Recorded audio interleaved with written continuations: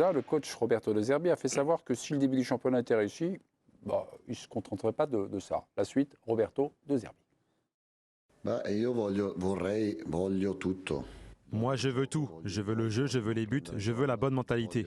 Je veux marquer le 4e et je veux préserver le résultat, même quand on mène 3-0. Comme si prendre un but nous coûterait la vie. Avoir la fin des grandes équipes tous les jours et 24 heures par jour. Je ne suis jamais satisfait et je pense qu'on aurait dû avoir 9 points, qu'on aurait dû marquer plus de buts et on encaissait moins. L'intransigeance de Roberto De Zerbi pourrait-elle être usante sur une saison? Question posée à nos chroniqueurs. Régis Broire, vous m'avez répondu oui. Régis, une minute tranquille, une minute ou un peu moins, ne vous inquiétez pas, on va baisser un peu l'intensité lumineuse. Vous allez le retrouver face à la France du Sud qui vous écoute, face aux Marseillais. Pourquoi il y a un danger? Expliquez-nous, Régis, on vous écoute. Le danger, c'est à travers sa déclaration. Alors, je veux tout. Je ne connais pas un entraîneur qui ne veut pas tout. C'est une évidence même. Maintenant, on sait très bien que sa déclaration est très axée sur le mental. Et le mental, à un moment, ça peut jouer. Quand vous arrivez dans un nouveau club, il y a 2 éléments qui me semblent très importants. Le premier élément, c'est le discours que vous avez dans le vestiaire avec vos joueurs quand vous présentez votre projet. Projet individuel, collectif, votre projet de jeu, ce que vous attendez sur l'individu, sur le collectif, mentalement ici. Et deuxième point, la mesure de l'environnement et du contexte où vous arrivez dans le club. Les supporters, la presse et ce qui se passe en interne. Et à un moment, vous allez être confronté au cours de la saison à des problèmes avec les hommes, avec des problèmes de résultats et à des problèmes internes au club. Donc, d'appuyer tout le temps sur l'aspect mental, à partir du moment où les joueurs ont entendu, compris et assimilé ce qu'ils voulaient mettre en place, pas la peine de revenir là-dessus. Il a été très habile dans le message et dans sa communication. Pour moi, c'est une communication du moment, due au bon début de saison de Marseille. Problème peut-être d'un éventuel retour de bâton à un moment dans la saison. Régis vous a-t-il convaincu sur cette minute pour convaincre? On met Régis au centre de l'arène et je vais voir tous les copains pour savoir si vous avez été convaincu par la réponse et l'exposé de Régis. Damien, est-ce que vous avez entendu de Régis? Vous a convaincu ou bon? Moyennement. Moyennement. Un petit coup de poignard, c'est normal, c'est dans son contrat. Guillaume? Je dirais pas totalement. Pas totalement. Sébastien? Moi, j'aurais voulu qu'il y ait 1 minute de plus pour aller jusqu'au bout. il m'en manque pour être convaincu. Donc, il en manque. Mais donc sur le fond, par rapport à la question, je pense que ça peut marcher 1 an là. Roland Courbis. Disons que bon, évidemment que c'est de la communication. C'est quelqu'un qui déjà envisage et anticipe un relâchement qui peut se faire dans toutes les équipes, et notamment dans un endroit compliqué, puisqu'il sait très bien, il a quand même étudié avant de venir un petit peu ce qui se passait dans cet endroit que j'ai la prétention quand même de bien connaître. Donc il prévient ses joueurs pour que justement ils ne se relâchent pas. Mais le souci de Zerbi, ce ne sera pas cette saison. Cette saison, je pense qu'il va justement rappeler ce qu'il vient de rappeler là, pratiquement toutes les semaines. Dès qu'il va y avoir un but, on va considérer qu'il n'aurait pas dû exister. Mais ça sera surtout la saison prochaine, parce que cette année, il y a tout qui est pour que l'OM fasse une bonne saison. De Zerbi déjà, lui en premier, avec 7 copains qui sont arrivés. Donc là, il n'y aura pas de problème en ce qui concerne les entraînements. C'est le staff de Zerbi.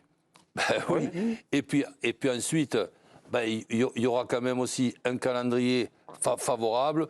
Donc je vois que l'OM terminera dans les 3 premiers et pas obligatoirement à la troisième place. Et la saison d'après, à ce moment-là, il pourra continuer dans la communication, comme dit Régis, mais ça sera une communication pour moi beaucoup plus compliquée. Vous, Sébastien, c'était pas mal, mais il vous en a manqué. Oui, mais... c'est justement complément d'information. Sébastien, on vous écoute. Mais qu'est-ce qui vous a pas? Non, je me permettrais pas du tout. Je vous ai permis. Mais le pire. Non, je pense. Il a établi les faits, machin. Après, bon, bref, on s'en fout. Non, par exemple, Bielsa, quand il est arrivé, moi tout de suite, je pensais que ça allait exploser en vol, à un moment, en cours de saison, à cause du jeu. Vous, à cause du jeu? Oui. Moi, j'aurais dit à cause de l'énergie. Moi, j'aurais. Oui, allez-y. Et là, De Zerbi, j'ai l'impression que son jeu, on peut le tenir sur une saison. Parce qu'il y a aussi une part de contrôle, une part de... Bon, en plus de cela, il y aura un calendrier plutôt léger. Pas de Ligue des Donc sur la Champions, saison, j'y crois. Après, moi, je ne sais pas quel type d'entraîneur est M. De Zerbi.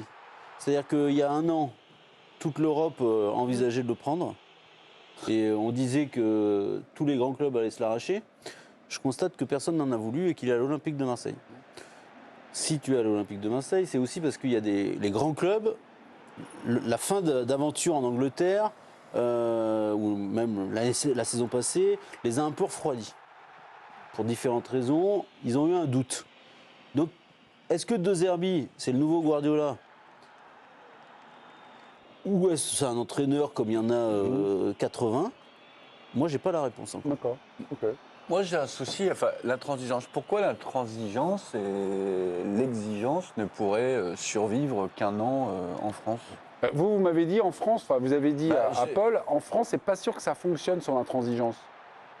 J'ai tellement le souvenir de ces déclarations de joueurs français partant à l'étranger qui en France se plaignaient parce qu'ils ne travaillaient pas, machin, naninana, et ils arrivent à l'étranger, oh là là, on bosse, les entraîneurs sont exigeants, c'est super et tout.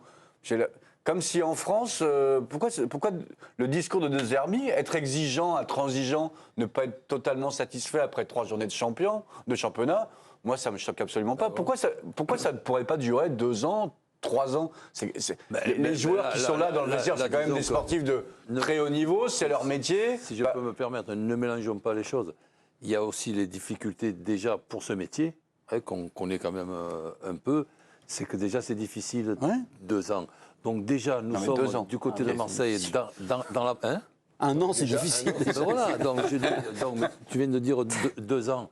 Et en ce qui concerne cette première année, qu'est-ce que c'est qu'il a dit de extraordinaire? Il a dit qu'il n'était pas content quand il prenait un but et qu'il était très content quand il marquait un but. Ça, c'est vraiment très intéressant. Comme ce De Zerbi.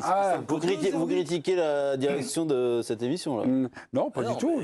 Pas du tout. Maxime Lopez a croisé la route de Roberto De Zerbi, c'était à Sassuolo. Que nous dit Maxime Lopez sur, on va dire, la patte de Zerbi au quotidien? Écoutez-le. Tant qu'il n'a pas ce qu'il veut, il ne s'arrête pas. Et vraiment, les séances, ça m'a choqué parce que ça a duré 2h30. Franchement, je pense qu'on a dû, une fois au moins dans les 6 mois que j'ai fait avec lui, on a dû faire au moins une fois 3 heures. Ah ouais, t'es mort à la fin. C'est énorme. Mais mentalement, franchement, c'est même pas physiquement parce que c'est tellement des trucs que lui, il te dit que pour ressortir la balle contre une équipe qui va jouer en 4-4-2, c'est comme ça. Vraiment, le dimanche, on est arrivé au match et je sais pas comment dire, c'était naturel. Extrait des Clubs des 5, émission, vous pouvez visionner sur YouTube. J'aimerais que les coachs réagissent là, par rapport à ça. Là. Faire une répétition sur une thématique qui ça peut durer 1 heure, 2 heures. Qui fait pas ça, là. Si vous entraînez une demi-heure, quand il fait beau. Et encore, un quart d'heure. Ou à Bastia. C'était Bastia. À Bastia. Oh, attention, je passais à Roland et à Bastia, pardon. Roland, il est partout. Même quand j'étais contrarié, il n'y avait pas une punition d'un entraînement qui pouvait durer 3 heures et demie, parce que finalement, je me punissais moi-même. Donc là... Non, mais si on doit passer 3 heures pour expliquer voilà. comment contrarier une sortie de balle d'un 4-4-2, en fait, soit vous avez des idiots avec vous et ils y comprennent rien, ou soit il y a un problème de communication ici et là. On est quand même capable, à travers différentes choses, d'expliquer comment ça se fait. On n'est pas obligé de passer 3 heures. Dire, le temps de travail sur un terrain ne veut pas dire la qualité du travail. Après, tu as entendu la fin de la déclaration de Maxime Lopez, le dimanche qui suivait. Ça s'est fait tout naturellement et ça s'est plutôt bien fait. D'ailleurs, il a gagné que des titres depuis. Jouer à Sassuolo, c'est pas. Si tu gagnes pas avec des champions quand tu joues à Sassuolo, ça va, on va pas lui tomber dessus. Sur l'aspect mental, on parle. Il a l'air d'être exigeant sur l'aspect mental, dans le travail, de répéter. Aussi exigeant au quotidien, d'après ce que nous dit Maxime Lopez.